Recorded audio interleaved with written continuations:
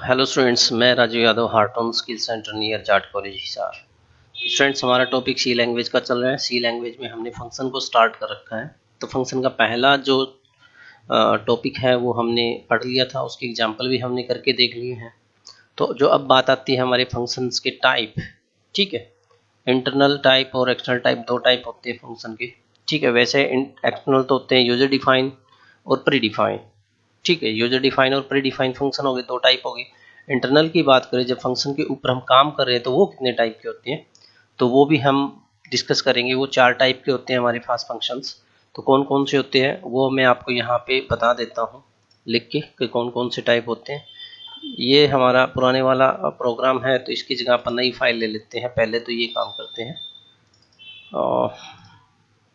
जी, और यहाँ पे फंक्शन 2 कर देता हूँ। चलो, फंक्शन 18 है ना, फंक्शन 18 फंक्शन 19 कर दिया और पार्ट 2 ठीक है, 19 कर दिया। चलो ठीक है, अब नई फाइल ले ली अपन ने। जो सबसे पहला होता है टाइप, इंटरनल टाइप जिसको बोलते हैं। जो यहाँ पे प्रोटोटाइप की बात करते हैं, किस टाइप का प्रोटोटाइप होता है फंक्शन के अंदर। जो फंक्शन लिखा होता है वो टोटल प्रोटोटाइप होता है। किस तरीके से लिखा है, जैसे वॉइड फंक्शन का नाम और उसके अंदर ब्रैकेट जो भी है वो प्रोटोटाइप फंक्शन का होता है। अब प्रोटोटाइप के अंदर किस किस टाइप से हम उसको डिफाइन कर सकते हैं, तो वो चीज़ देखना है। तो सबसे पहले हमने क्या लिखा यहाँ पे, return type, no return.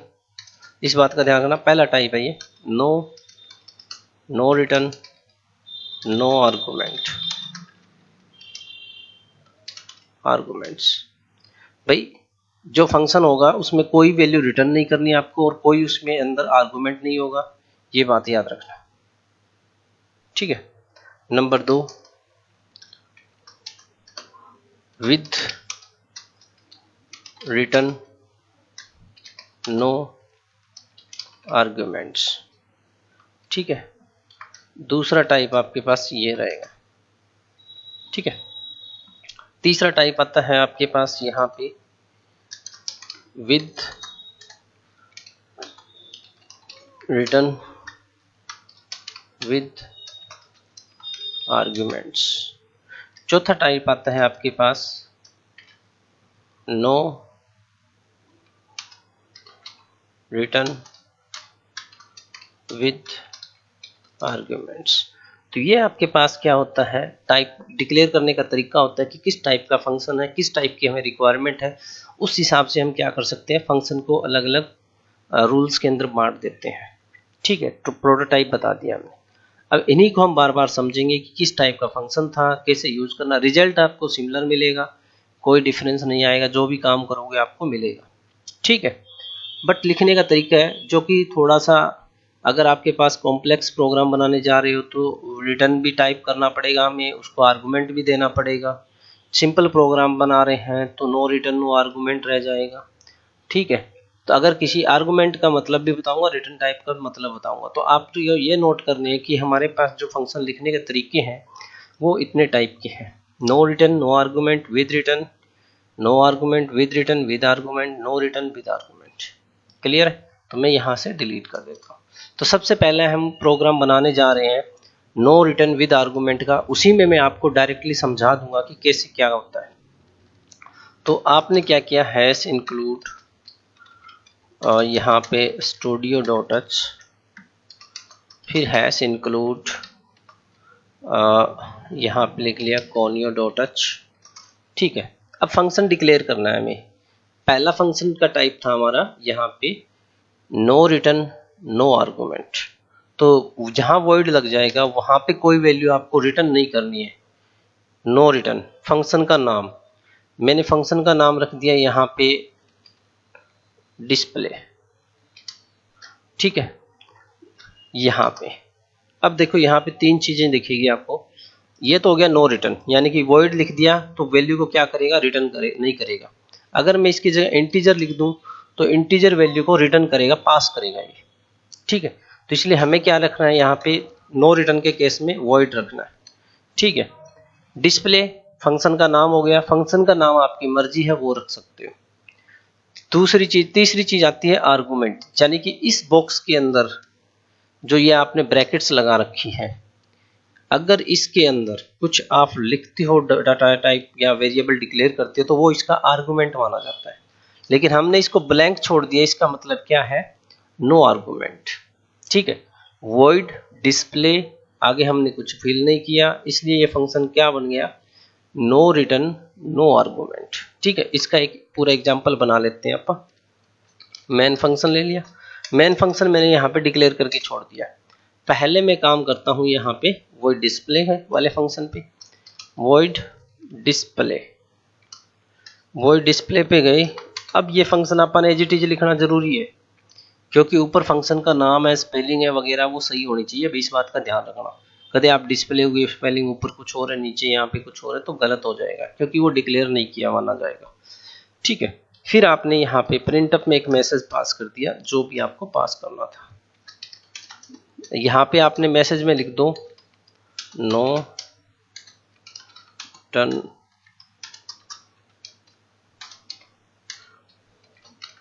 Arguments. ठीक है, नो रिटर्न नो आर्ग्यूमेंट्स आपने लिख दिए यहाँ पे। क्लियर। अब आप देखोगे रन करके तो ये रन नहीं करेगा, क्योंकि हमने 2 स्टेप किए हैं अब तक, तीसरा स्टेप हमने नहीं किया है। कौन सा, एक तो फंक्शन डिक्लेयर करने का, एक फंक्शन की बॉडी हमने बनाई है यहाँ पे। ठीक है, एक चीज रहती है यहाँ पे फंक्शन को कॉल करना, तो हमने डिस्प्ले को यहाँ पे कॉल कर दिया। ठीक है, डिस्प्ले को हमने यहाँ पे क्या कर दिया, कॉल कर दिया। जैसे ही आप यहाँ से कॉल कर दिया है इसको, तो आप यहाँ से इसको रन करेंगे, तो वो आपको no return no argument function यहाँ पे कॉल हो जाएगा। ये आप नोट कर लीजिए इतना प्रोग्राम।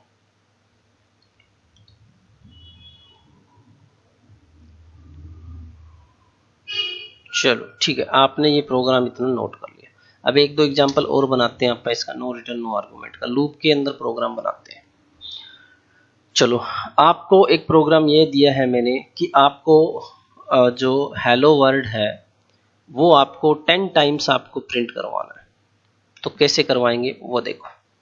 ठीक है, तो हमने यहाँ पे वॉइड हेलो नाम से एक फंक्शन यहाँ पे डिक्लेयर कर दिया। मेन में गया, मेन मैंने यहाँ पे डिक्लेयर कर दिया। ठीक है, हेलो वर्ड को हमें क्या करवाना है, 10 टाइम्स डिक्लेयर करवाना है। तो आपने क्या किया, यहाँ पे वॉइड हेलो, हेलो आपको लिखना एक बार ही है, लेकिन वो 10 टाइम्स आपके पास आना चाहिए। तो आपा ने क्या किया, प्रिंटअप में गए और आपा ने हेलो वर्ड है वो लिख दिया, और आपने स्लैश एन कर दिया ताकि वो हर बार नई लाइन में आए। ठीक है, यहाँ तक क्लियर है। ओके, जब बात आती है इस हेलो वर्ड को कॉल करने की, हमने यहाँ पे इसको कॉल कर दिया, तो एक ही बार ये क्या दिखाएगा, यहाँ पे हेलो दिखाएगा आपको, ये देखो। बट हमें चाहिए कितनी बार, 10 टाइम्स। तो अब आप यहाँ पे इंटीजर में आई ले लेंगे और फॉर लूप आप चला देंगे, i equal to 1, i less than equal to 10, i plus plus. ठीक है, ये हमने डिक्लेयर कर दिया। ठीक है, अब मेरे को पता है कि मेरे को एक ही सिंगल स्टेटमेंट लिखनी है। इस बात को ध्यान रखना, लूप के अंदर अगर आपको पता है कि आपको एक सिंगल स्टेटमेंट लिखनी है, तो उसके बाद ये एक जो करली ब्रेसेस होती है लगाने की जरूरत नहीं। अगर आपको मल्टीपल्स लाइंस लिखनी है, ठीक है, मल्टीपल्स लाइन लिखनी है, मल्टीपल स्टेटमेंट लिखनी है लूप के अंदर, तो वहां पे ये करली ब्रेसेस लगती है। इस बात को जरा फॉलो कर लेना आप। अब देखो यहाँ पे एक ही लाइन है, फिर भी मैंने लगा दिया, लेकिन मैं ना लगाऊंगा ना यहाँ पे, तो भी ये चलेगा, क्योंकि ये इसके बाद जस्ट चलता है। ये देखो 10 टाइम्स चल गया। क्लियर है। तो इस तरीके से हम क्या कर सकते हैं, 10 टाइम्स हेलो को प्रिंट करवा सकते हैं। दूसरा एग्जांपल सिंपल फंक्शन के अंदर ये था, ये आप नोट कर लीजिए।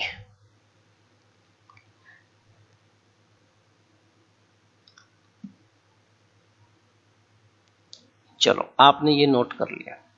अब बात आती है हमारे पास फंक्शन की, आप लेते हैं विद रिटर्न नो आर्गुमेंट के बेस पे। विद रिटर्न नो आर्गुमेंट के बेस पे आप एक प्रोग्राम बनाते हैं ताकि आपको समझ में आ जाए। ये नोट कर लो यहां तक आपने। चलो, आपने नोट कर लिया।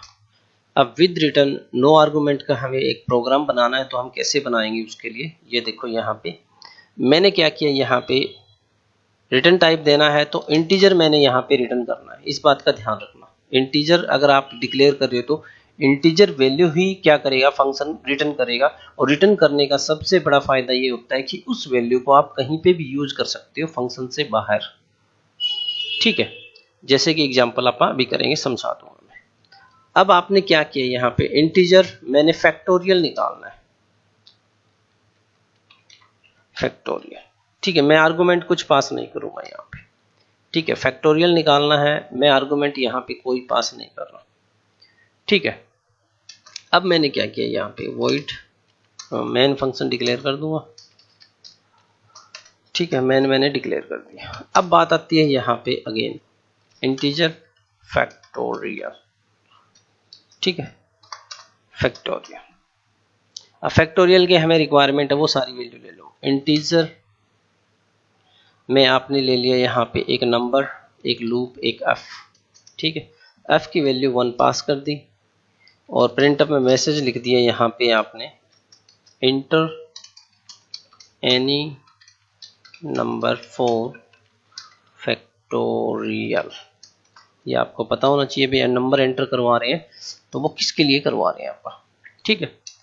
फिर आपने यहाँ पे स्कैन ऑफ कर दिया, मॉडुलर डी आपने यहाँ पे स्कैन कर दिया और नंबर को यहाँ पे लिख दिया, ठीक है। अब आपने क्या करना, देखो फॉर लूप चलाया, आई की वैल्यू नंबर तक चलेगी क्योंकि 5 गुना 4 गुना 3 गुना 2 गुना 1 ऐसे होता है।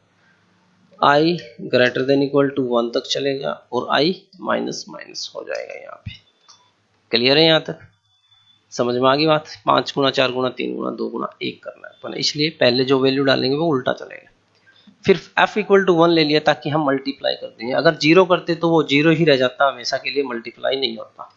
तो f equal to f into जो, क्योंकि नंबर है वो i के पास जाएगा यहाँ पे, ठीक है। i को दे दिया तो i से मल्टीप्लाई करवा देंगे अपन, क्योंकि i क्या है, पहले 5 हो गया, फिर 4 होगा, फिर 3 होगा, फिर 2 होगा, फिर 1 होगा, तो i की वैल्यू चेंज होती रहेगी। फैक्टोरियल आएगा वो नेक्स्ट वैल्यू के साथ मल्टीप्लाई होता जाएगा, तो यहाँ पे आपको रिजल्ट मिल जाएगा, ठीक है। अब आपने क्या करना है, यहाँ पे आगे अब आपने कहा कि ये जो वैल्यू है मेरे को वो मेन के अंदर प्रिंट करवानी है, यहाँ पे नहीं प्रिंट करवानी, ठीक है। तो इसको मैं यहाँ से रिटर्न कर देता हूँ, रिटर्न कर दिया मैंने, किसको, f को यहाँ से रिटर्न कर दिया।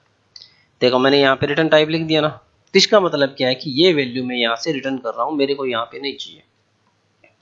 अब आ गया मैं यहाँ पे, अब जो रिटर्न की हुई है वैल्यू वो निकालनी पड़ेगी हमें।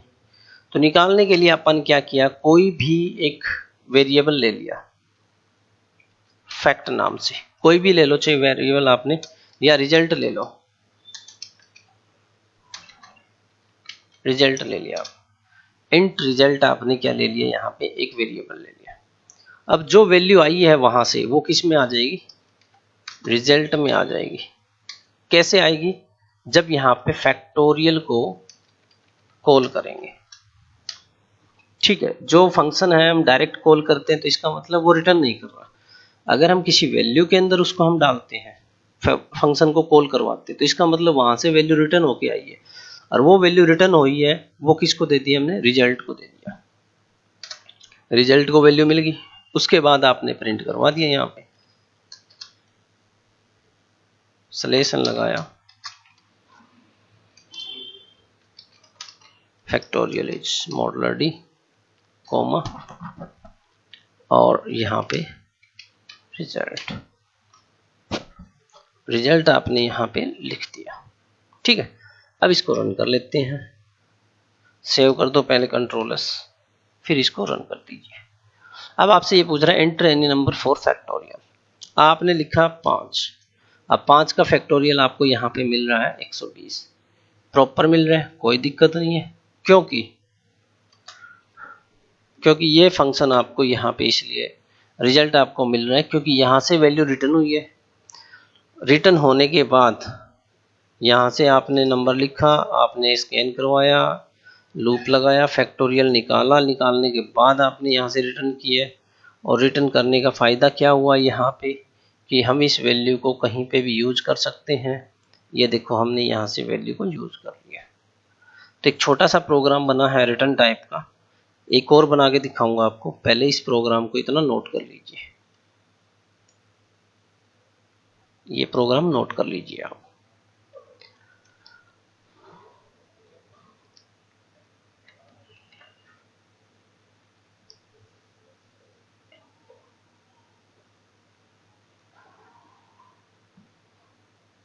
चलो आपने ये प्रोग्राम नोट कर लिया।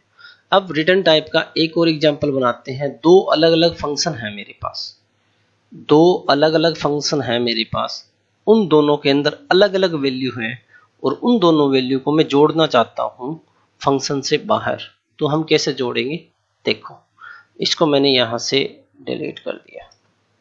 ठीक है, दो फंक्शन बनाने हैं रिटर्न टाइप का, integer first declare, integer second declare. Clear है, दो फंक्शन है अलग अलग, फर्स्ट और सेकंड नाम से बनाए हैं। उन दोनों के अंदर एक एक वैल्यू रहेगी, उन दोनों को जोड़ना है हमें किससे बाहर, फंक्शन से बाहर। तो अब अपन ने क्या किया, यहाँ पे मेन फंक्शन अपन डिक्लेयर करके छोड़ दिया। अब यहाँ पे आ जाओ आप। ठीक है, यहाँ पे पहले इंटीजर फर्स्ट, फर्स्ट के अंदर आपने एक वैल्यू को स्कैन करवा दिया, इंटीजर नंबर 1 या ए ले लो, चलो ए। प्रिंटअप में लिख दिया enter first value, scanf modular D और एंड ए। ठीक है, आपने स्कैन किया। अब स्कैन की हुई वैल्यू को यहीं से अपन रिटर्न कर देते हैं ए को। तो पहली वैल्यू यहाँ पे इनपुट करवा दी आपने, कुछ नहीं किया इसके अंदर, ना प्लस ना माइनस, सिंपल आपने क्या किया, वैल्यू को इनपुट करवाया है और इनपुट करवाने के बाद आपने क्या किया, उस वैल्यू को आपने रिटर्न कर दिया। फिर आता है हमारे पास इंटीजर सेकंड, इंटीजर में बी ले लिया आपने, प्रिंटअप में लिख दिया enter second value, second value आपने यहाँ पे लिख दी, scanf modular d comma and p, क्योंकि बी है हमारे पास, और इसी को अपन क्या कर देंगे, यहाँ से रिटर्न कर देंगे बी को। ठीक है, यहाँ से आपने बी को रिटर्न कर दिया। तो ये दोनों वैल्यू यहाँ पे यूज नहीं हो रही है, क्योंकि यूज होने का मतलब ये है कि इनका कुछ फॉर्मूला अप्लाई करना, बट वो चीज अपन यहाँ पे अप्लाई नहीं कर रहे हैं। अब इन दोनों वैल्यू को बाहर निकालना है यहाँ पे। ठीक है, दोनों वैल्यू को यहाँ पे निकालना है। तो हमने क्या किया, दो वैल्यू है तो अपन x और y दो वेरिएबल ले लिए, एक रिजल्ट अपन चाहिए ताकि अपन उनका सम करना है। तो यहाँ पे आपने क्या किया, यहाँ पे सिंपली आपने क्या किया, x इक्वल टू जो फर्स्ट फंक्शन है उसको कॉल किया और वो x में वैल्यू आ गई, y equal to second function को आपने कॉल किया और y के अंदर वो वैल्यू आ गई। ठीक है, अब आपने क्या करना है, अब दोनों वैल्यू तो आएगी, x प्लस वाई कर देंगे। अब x प्लस वाई किया तो रिजल्ट में रिजल्ट आ गया। अब आपने प्रिंट कर दिया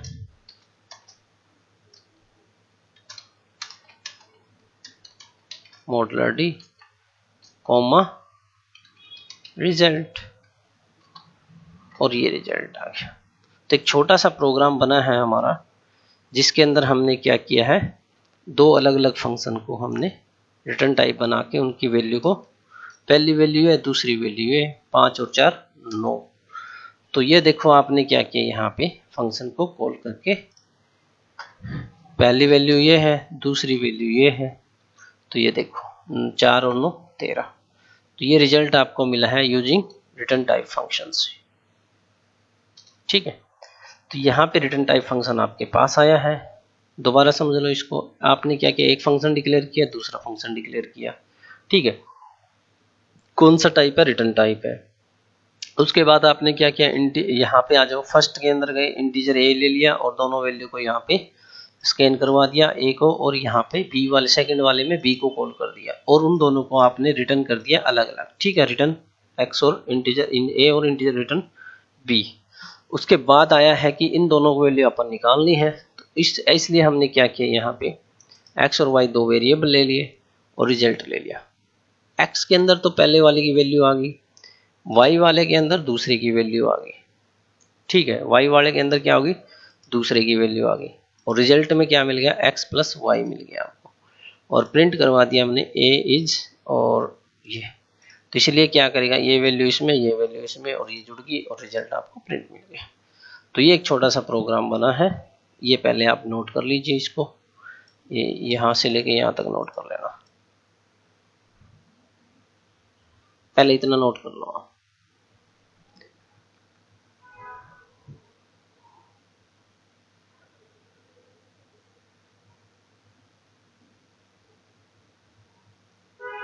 चलो आपने नोट कर लिया, उसके बाद इसको भी नोट कर लो, इतना कंटिन्यू में नोट करना है।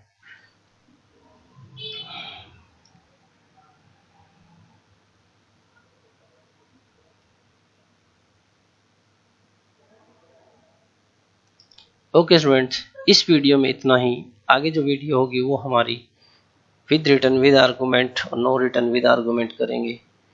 ठीक है, उसके बाद रिकर्जन फंक्शन होता है हमारे पास जिसको हम रिकर्सिव बोलते हैं, वो भी करेंगे। ठीक है, तो इस वीडियो को पूरा देखने के बाद अगली वीडियो के अंदर जो होगा वो अच्छा समझ में आएगा। ठीक है स्टूडेंट्स, ओके।